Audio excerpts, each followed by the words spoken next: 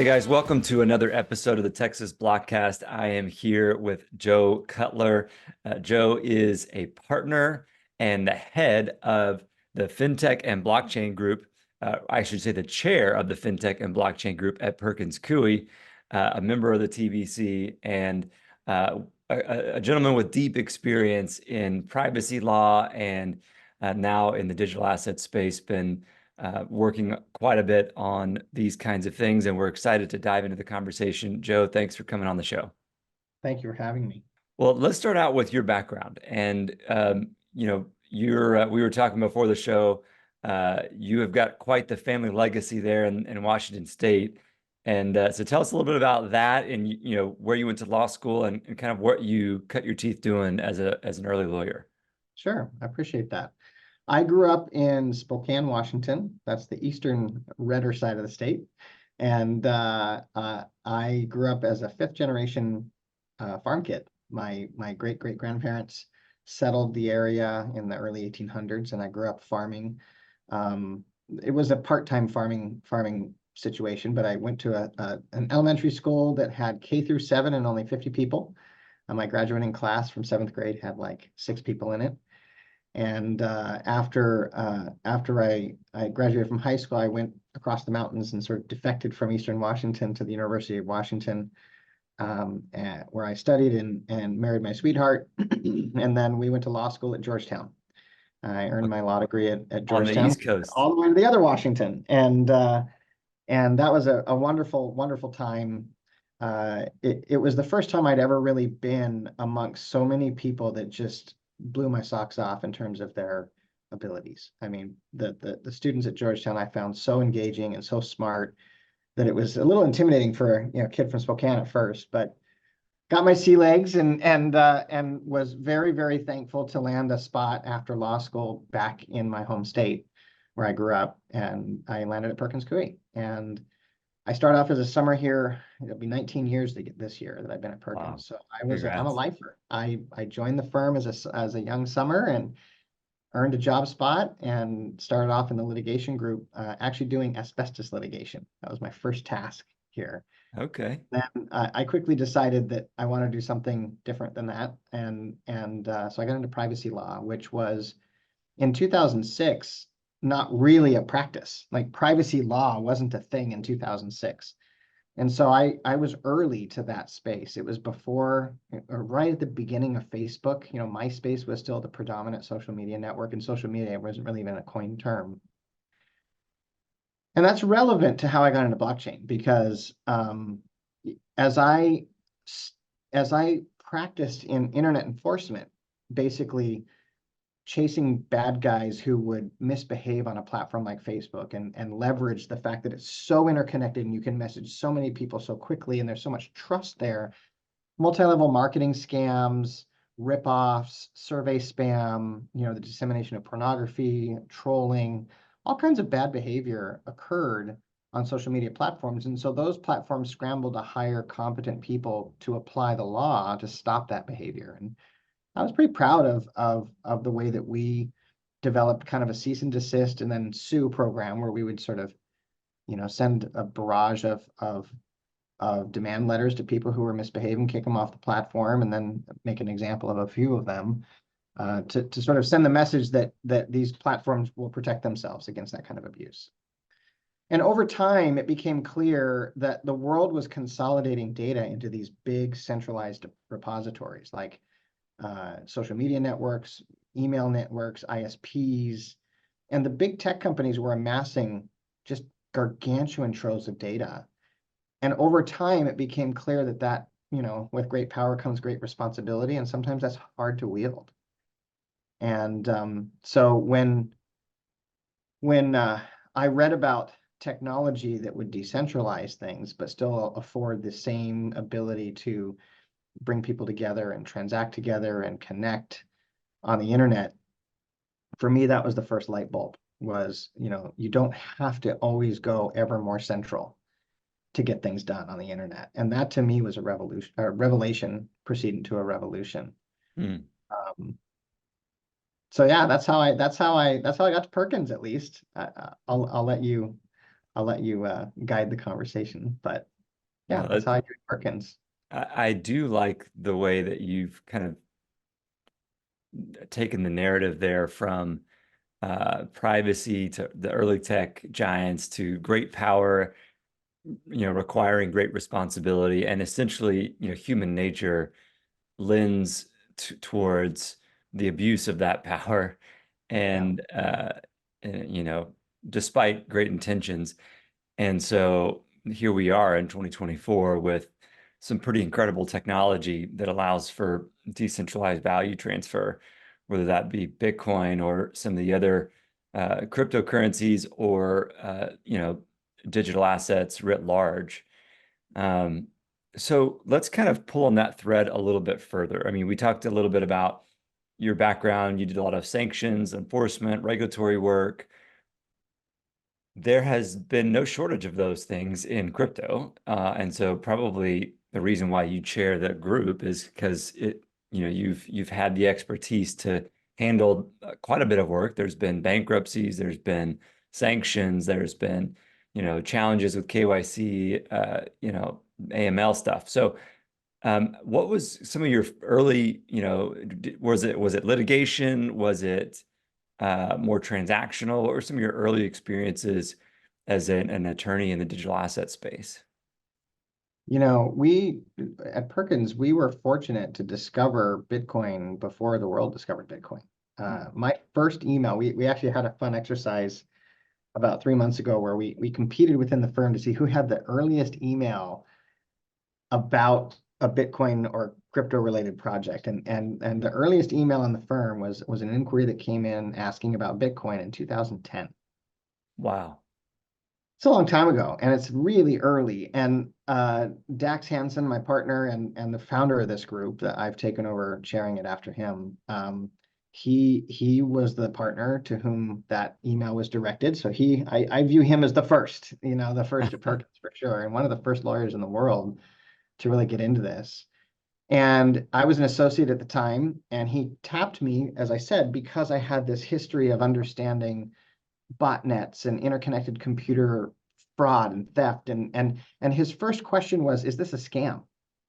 And we have a joke that we almost missed the boat because my first pass, as with my enforcement lens on, was, wow, an interconnected group of computers with a mysterious protocol that no one knows who wrote, asking you to solve cryptographic equations that no one knows why they're there to get mysterious fake money sounds like a great way for the Russians to get us to crack our own NSA codes.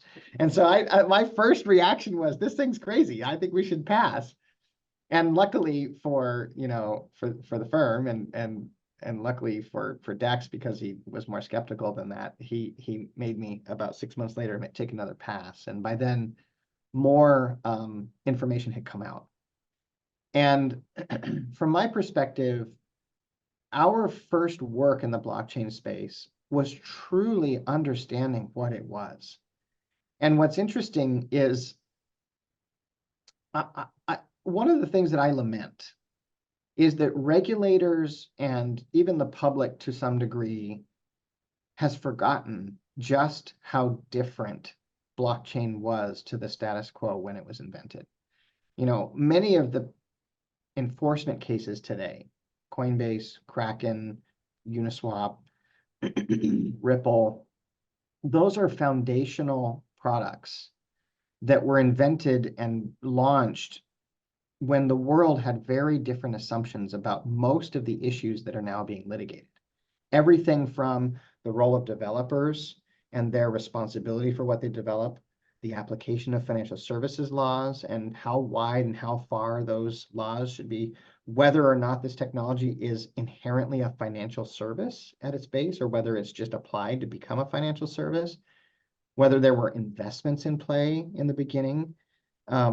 When you remember Mt. Gox, most people don't know this, but Mt. Gox stands for Magic the Gathering Online Exchange. That's what that acronym means. It was first meant to sort of facilitate the trading of magic cards. And it was only after people recognized that other people were assigning real monetary value to the intermediary token used to sort of establish a trading system that value started to become attached to this thing called Bitcoin. Yeah. And of course, Satoshi wrote about it being a banking system, but our first work was in just asking fundamental questions like, if people use this to move value around as if it were money, do we make the leap that therefore the money services laws apply to it or not? Hmm. I mean, that was not readily apparent when this technology was first invented. Yeah. It wasn't, like we take that as second nature today, but that was not readily apparent in the beginning. And I think the time that the lawyers woke up was 2013, when FinCEN published their first written guidance.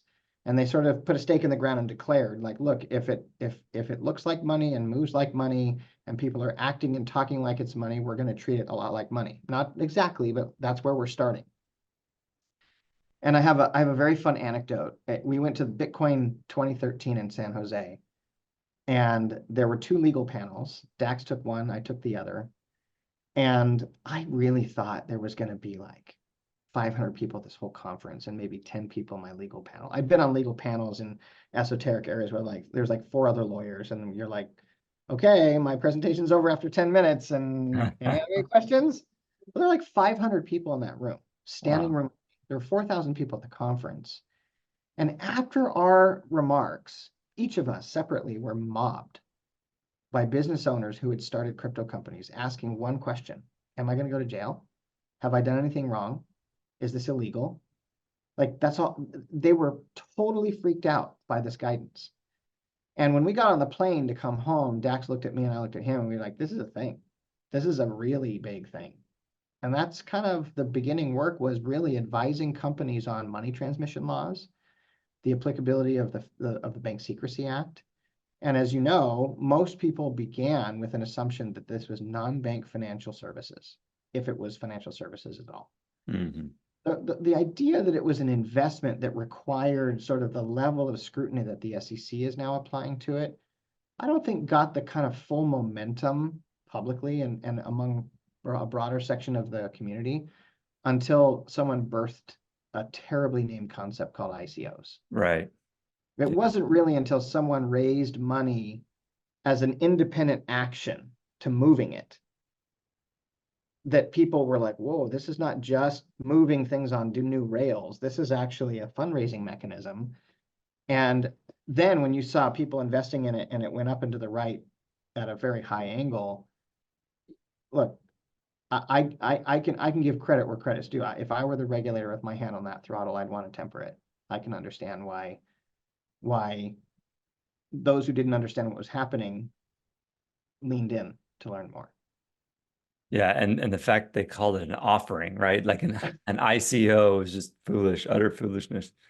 If I were a lawyer and I could make one change to the history, I would remove the ability of crypto developers to name anything. I would, in fact, one of our first exercises as an international group, there was a group called Koala that got together in various places around the world. And we participated in one in Australia where our whole job for the week was to start writing a glossary and just settle on what are we going to name stuff, because of how haphazard people were naming things. And as if you look in the rearview mirror, mistakes were definitely made in that realm. Like, the term ICO is a terrible name Yeah. for what people were trying to do. And it's either that or it was perfectly named, one of the two, depending on who you ask. There was a couple companies trying to do the right thing during that ICO craze, but yeah, there was a lot of ridiculousness too, Sure. for lack of a better term. Well, okay, so I think we've kind of hit on an interesting thing that is relevant because it's still not determined today. You know, there are still founders out there that are saying, am I going to go to jail for what I'm building? There are new constructs around responsibility, the legal system holding people responsible for the actions of others. What might that look like in 2024? With the Uniswap Wells notice, with mixers, with especially in the DeFi world where there is a good bit of developer talent that maybe is a little bit concerned now. Yeah. That to me is one of the more fascinating legal questions presented today in our space. And it really turns on something that you have to step back a step to really ask yourself. Before we talk about whether the law would apply to Uniswap or apply to a developer who develops like Tornado Cash or a Tumbler or a Mixer, there's an observation to make. And I'll draw upon an analogy in the privacy world and then apply it to here. There are lots of laws now that govern privacy. There's the California Privacy Protection Act. There's GDPR in the EU. States are, every month it feels like another state is tabling a new privacy bill. The federal government is again debating a omnibus privacy bill. Texas just passed a big one last year, HB 4. Correct. Yep. That is sort of in direct competition with with California's privacy bill. Yep. But we often overlook a very simple truth, which is that, I'm a privacy practitioner and I'm not aware of any privacy law on the planet, actually, that limits and governs directly a data subject's own rights vis-a-vis their own data. Right? Like their privacy laws don't apply to me with my data. They apply to other people who have my data. They apply to custodians of data, if we were to borrow a term from our world, right? They apply to those who take my data and protect it, use it, analyze it, share it, sell it, leverage it.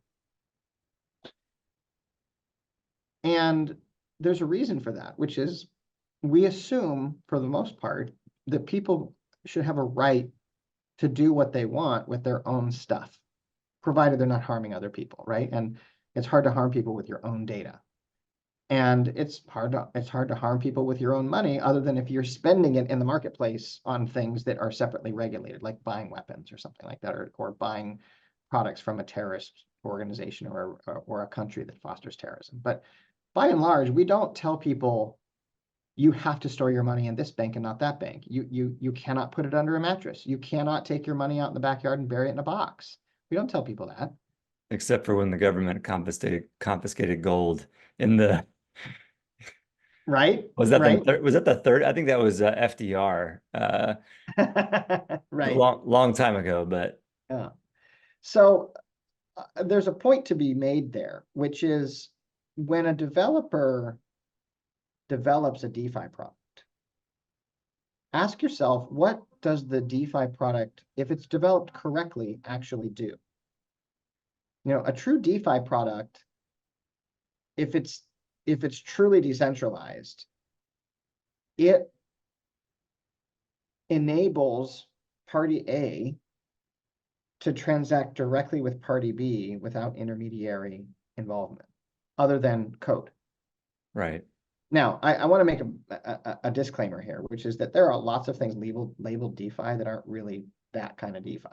There are lots of things that we call DeFi where there is a lot of intermediation, where there is absolutely control by the developer over almost all the aspects of the transaction.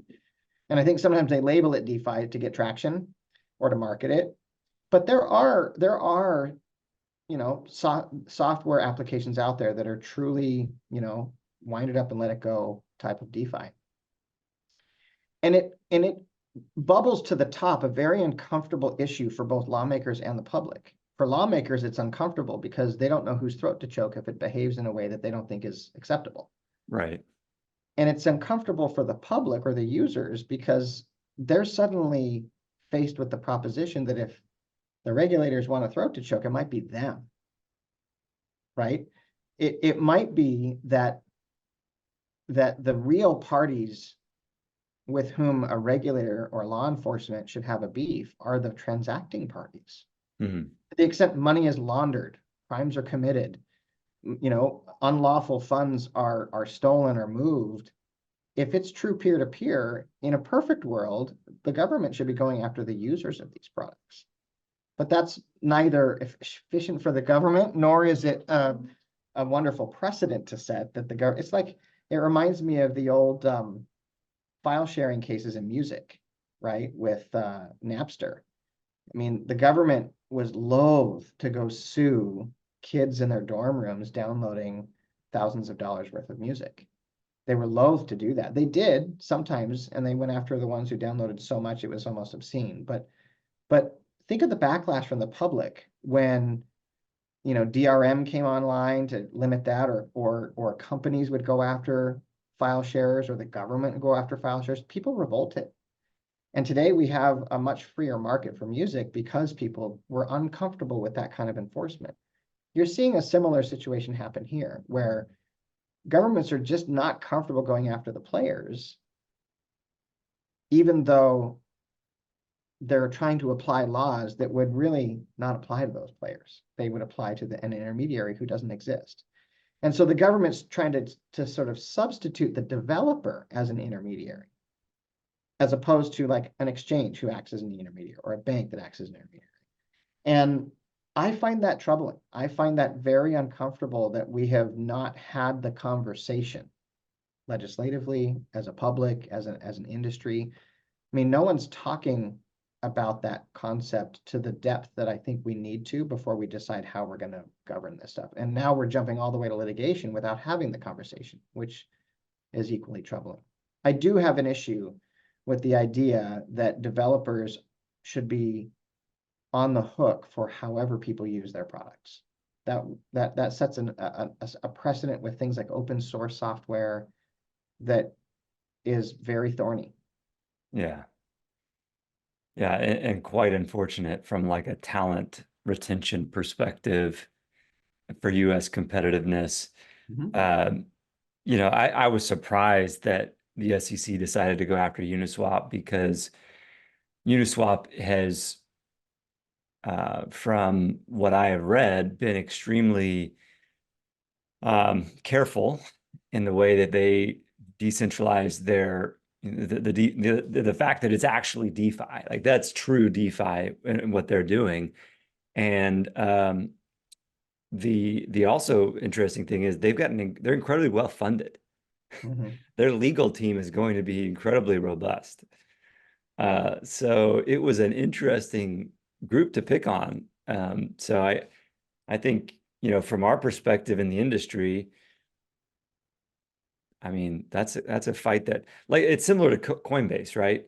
You know, it's ironic that the SEC would go after Coinbase, probably the most compliant exchange in the US. I don't want to compare. I mean, Kraken, there's a lot of great exchanges in the US, but you know, Coinbase obviously being the only publicly traded one. So it's sort of the face of the public exchanges.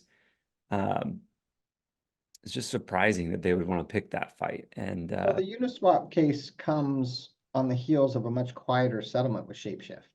I don't know if you ah, saw, you know, the SEC quietly announced the settlement with Shapeshift, and the fine was tiny, 200 and some odd $1,000. yeah, Um, but that's a good example of what I just described, what we were just talking about, which is it appears, if you read the settlement carefully, that the liability that they're covering off in the settlement is the time before the decentralization happened. ah, Right? Because if you remember, the arc of Shapeshift was there was an organization created, staff, they had developers, and they went out and fostered the market to come there. They did work to get the thing off the ground. I mean, it's a chicken and egg problem, how you make something DeFi. right, And most things, if we're being honest with ourselves, start centralized and then become decentralized as the creators of those things back away from and turn the hands of it over to the amorphous public, right? yeah, yeah, I mean, the only true, you know, chicken with no egg is Bitcoin. And that's because it was launched in anonymity. Like that's right. the only one that, I mean, there are probably others that are smaller, but that's the one I think of that's unassailably decentralized, because we still don't know who Satoshi is, Yeah. right? Unless you believe Craig. But at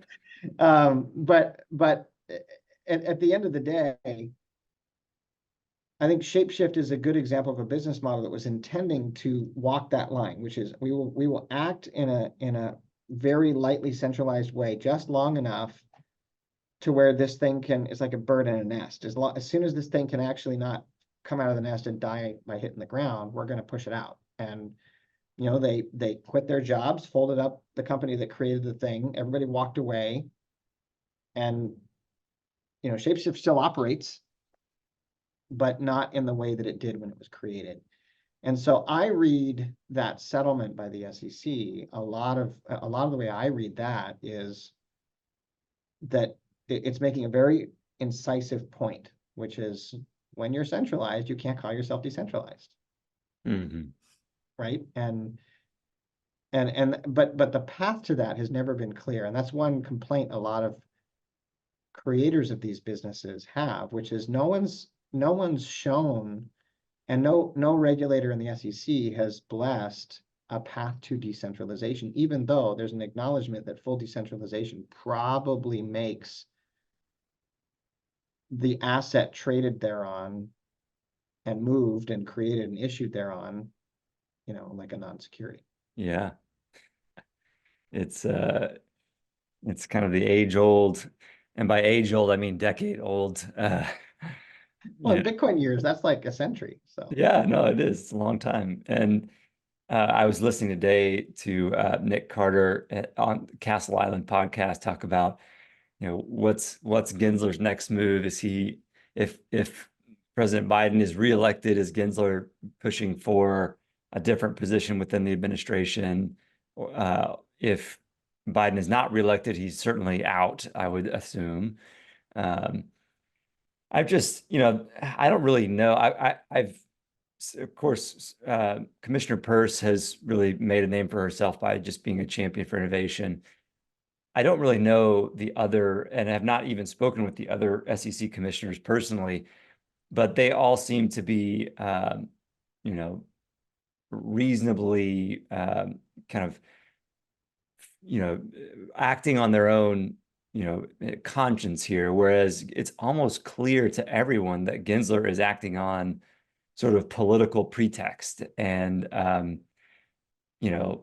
messaging and nudges and influence from the administration without any regard to probably what he thinks is, just based upon some of his rhetoric prior to him becoming the chairman of the SEC. yeah. Well, I mean, I think also, the industry has not done itself a favor by, in the past and even still in the present, there are still a lot of players in the industry that play this mirage game where they develop products and behave in the marketplace exactly like an investment scheme and then say it's not. Yeah, And I can understand why regulators accuse that angle of the industry as almost like gaslighting the regulators. true. Right? And I'm one of those people that's very pro innovation, very pro development. I think that we need to stick to the facts and we need to not regulate or enforce out of hysteria or fear. But at the same time, that goes both ways. I Yeah. think that the industry needs to be honest with itself. I sat at dinner at a conference a year ago with someone, and he was like a celebrity, right? And he came in because he's a trader. He's a crypto trader. He's one of these guys who, got a flat in Puerto Rico and he runs with the big dogs. And he was like Mr. Celebrity. He came in, and since I've represented dozens and dozens of these projects, tokenized projects, that I think have real potential to change the world of whatever asset they're tokenizing, I engaged him over dinner and I said, tell me about the tokens you've been investing in. He goes, oh, I don't care about the tokens. All I care about is which ones I can buy and sell at a rise. Hmm. And I was so troubled by that because I thought to myself, if the token and I think he does it at a level that is influential to each of the businesses that he invests in. It's not like this is the guy that buys $1,000 of a token and then sells them. He buys like $3 million worth of a token, probably some significant percentage of the share of that company's tokens, and then lets the market win or lose that has nothing to do with the performance of the company. If you think about investment principles, when a venture capitalist goes in and decides to put money in a company, they make that decision based on a few factors for the most part. Do I believe in the project? Do I believe in the founders? Does the project have competition that is going to make it impossible to succeed? Is it filling a need? Is it going to be successful? And those investors often, because the way that the old investment structures were set up, had an interest in staying with, advising, supporting, and promoting that company through the rough times. That doesn't exist in this environment. And you have what essentially amounts to day trading on these token projects. And to me, that more explains why we haven't seen a total explosion of really great utility token projects than anything else. It's not necessary. I mean, we like to blame the regulators for that, but I think there is equal fault among the market participants who've let hyper investment focused activity solely driven on sort of day-to-day trading value affect and frankly prevent those projects from ever really getting off the ground. And we haven't even really gotten to the greater conversation of what would a true tokenized project that's successful look like. Mm-hmm. Continue to believe that a proper utility token play should, in its mature form, created without an ICO necessarily, should completely avoid the security scrutiny. I believe that. Yeah. I believe that the first naming mistake we made was calling trading platforms exchanges. We should have called them marketplaces. Had we called Coinbase a marketplace, Bittrex a marketplace, Kraken a marketplace, think of the difference that does in your head. You're not going to NASDAQ, you're going to Amazon. And you're shopping for the tokens that you want to use. That incentivizes the new YouTube and the new Spotify and the new tokenized gold and the new tokenized supply chain mechanism, or Filecoin, for example, to actually do their job and create something that if you buy their product, you're going to use it. Well said. Right? But the problem is the regulators are right when they say, why would I ever buy tokenized file storage when it costs 1,000 times what it costs to use AWS? That's a good point. Yeah. No, that's well said. There's a lot of, industry self scrutiny and self-examination that needs to happen. But to be clear, it doesn't mean that a utility token is a bad idea. I actually still think it is the most innovative thing that I've seen in my generation. I really do. Yeah, this seems like the economics don't really support those at the same level yet, right? There's some Not yet. collective action problems or some, Well, but I would argue that's because we haven't eliminated the securities enforcement hysteria. As long as that cliff is hanging over, you're in the shadow. There's no way you can develop in the sun. And you can't grow a good plant in the dark, right? And so until that gets resolved, we're never going to be able to move the pots of these little plants that have been planted out into the sun. And I just that's something that I just, this sounds almost too sentimental. It just makes me sad, right? Like I've worked with so many projects in 2014 and 15 and 16 and 17 and 18 who had amazing ideas, absolutely amazing ideas. And the road to today is just littered with the dead bodies of those companies that couldn't survive that winter. That's a winter that we don't talk about enough. Yeah. So where does a DeFi project fit into the world where it's utility tokens are the dominant form of use for tokenizing or incentivizing activity at a distributed level? Yeah. I mean, again, kind of like using my Amazon analogy, a decentralized, let's not call it DeFi, let's call it just like A decentralized marketplace. Right? Yeah. If you have a decentralized market, and you have tokens that actually need to move around in a free way because people need them, and there are services that they support, there's a real wonderful synergy there that could be created. But again, there's chickens and eggs that you need to have enough critical projects that work for there to be any interest in doing that. Right. And I've always felt like it's going to take a large company like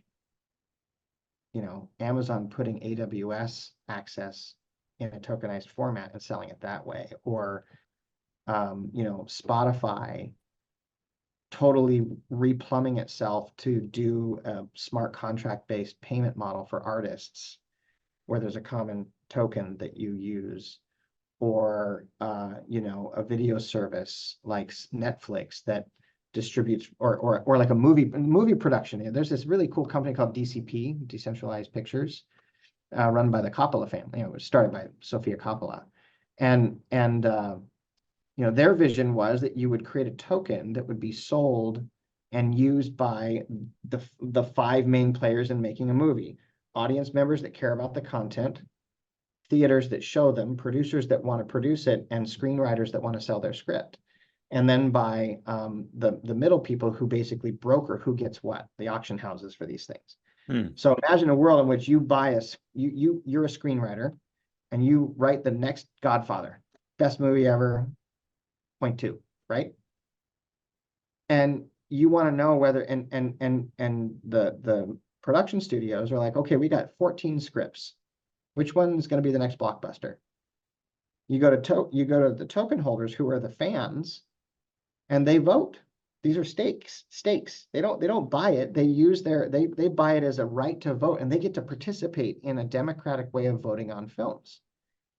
And then you say, okay, well, which film house gets it? Is it AMC or Miramax? Like, who gets it? Well, they buy a bunch of tokens and they bid. And they spend tokens to buy the right for that. They basically compete with each other. And then when you're all done, you pay the screenwriter as a result of that, and you have this really cool closed economy that's frankly incredibly complex with money today. Think about tickets to a Pearl Jam concert. Why in the world have we not just tokenized every seat in every venue for every day of the year with an individual NFT? Why do you need Ticketmaster if you can do that? You don't. Right. I could just sell you my seat that I can't go to on an NFT marketplace. And there's a decentralized marketplace that handles that. Exactly. Okay. This is interesting because it's just a slightly different take than I think a lot of folks in the industry have. It's not wildly divergent. It's just, I think insightful. So want to pull some more insight out of you. Tokenization of real world assets. Most of those everyone recognizes are securities, right? Real estate, some of these things they're tokenized securities. I don't know if like the money funds or the money market funds that are being tokenized are securities or not. I'm assuming they kind of are. What are your thoughts on all of the tokenization of sort of private equity in general? That's a different category. Yeah, I mean, I would actually dispute whether the tokenization of real world assets is a security by definition. The tokenizing tickets and airline tickets and that to me is not necessarily securities at all. You're just making them movable on a blockchain. But to your point, a lot of people call tokenizing real world assets creating a fungible, divisible, poolable interest in a single asset. In equity, yeah. Yeah. And yes, I mean, to me, I don't think it's even really debatable that that's a security. Right. Again, you end up in this weird cognitive dissonance when you try to argue otherwise. The question is, what do you do once you make that conclusion? There's not good mechanisms for authorizing that to exist in the marketplace. Right. Well, so help the audience and me, draw that line a little bit finer. Obviously when you tokenize interest in, when you're actually tokenizing equity interest in an asset, that's a security. But when you're tokenizing the seat at the concert venue, that's a utility or commodity, right? Some quasi combination of the two. What are the things that make that? I mean, and I think that's almost clear in today's security law. That's not really in question, right? Yeah, that's a simple output of the Howey test, right? Yeah. It's pretty simple that I'm going to use the seat that I buy. Yeah. That's the whole point. I don't buy a ticket to wait for it to inflate in value um, On the efforts of others. on the efforts of others. Like I'm going to go to see Pearl Jam. Yeah. I'm Yeah. going to sit there. Now, I might buy that ticket and then sell it at a higher value later because there's demand for the concert. But that isn't the common enterprise of people promoting the seat. That's just the popularity of the band, What right? about what about a money fund where it's like there is efforts of others, but there's really not anticipation of appreciation because it's a set, it's tracking the federal funds rate essentially. Yeah. Those questions are the kinds of questions that we get paid a lot of money to Yeah, we answer. can't talk about that on a podcast, huh? Well, no, and I'm not trying to deflect, but I think you actually pointed out a really good point, which is even things that we typically, you try to draw this distinction like, okay, well, there's real world assets that you use like tickets and food and gear shifts and whatever. And then there's like monetary things like funds and interest in real estate and interest rate. But even that, you just articulated a great example of where someone would say, well, hold on.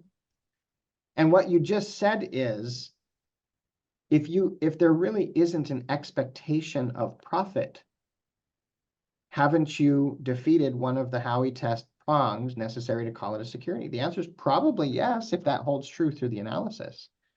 I mean, the Howey test, the reason people like the Howey test is you've got these prongs, and if you defeat one of them definitively and defensively, it falls and it's not a security.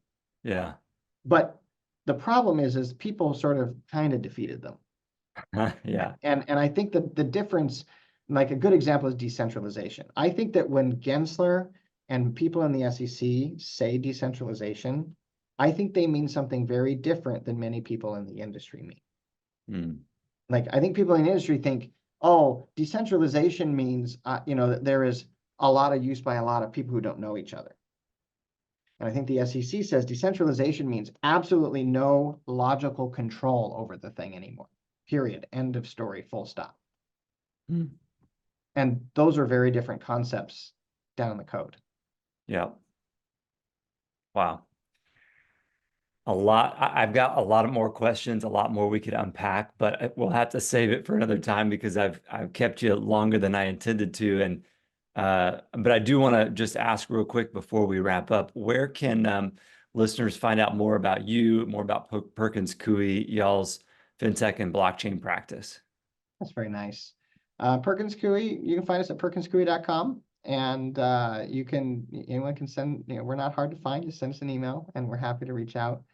Our group has about between 60 and 70 practitioners here at the firm, probably one of the largest blockchain groups, I think, in the world at a law firm. And our goal is and always has been to be a full service for crypto firm, where regardless of the topic of your question, we strive to be able to have a person who is well versed to answer it. Last question. I know I said that was the last question. One more. What has been your favorite case to litigate in the digital asset world? Most interesting. I think the most interesting project I ever worked on was a self-sovereign identity platform. The Sovereign Foundation, unfortunately, has not fully come to fruition, but the issues they were grappling with were a merger of all my worlds. A privacy lawyer got to be in blockchain and deal with identity. It was super fascinating. And I think on the litigation side, I think helping to negotiate the resolution of the Bittrex enforcement action with Treasury. It was the first joint action between OFAC and Treasury in a single matter. Probably one of the more complicated and challenging cases I've ever worked on. And it was, if you know all of the facts, it was actually a really good result. Yeah, it did appear that way from the outside. I was a Bittrex US user, Yeah. and it appeared to be a very well constructed deconstruction, if you will. Yeah. I mean, it required landing a lot of planes on the same carrier at the right time. You had to resolve the regulatory actions estate concerns, the wind down concerns after they announced they were leaving the US, and to do it all in a way that protected consumers from paying the bill, right? What we wanted are people like you, Lee, the Bittrex user, to be able to exit safely and efficiently without any challenge. And that's not an easy task to complete. And as counsel, it was really a privilege to work with them. And frankly, the folks there were truly professional in the way they handled it. It was a really good case. That's awesome. Well, Joe, it's important for the industry to have leaders like you. So we appreciate, what you do for the industry, and would love to see Perkins Coie, continue to grow that practice. And you guys are just becoming really well known in this fintech and blockchain world. So thanks for coming on the show, and we look forward to continuing the engagement with you guys. Appreciate the time. Thank you, Lee.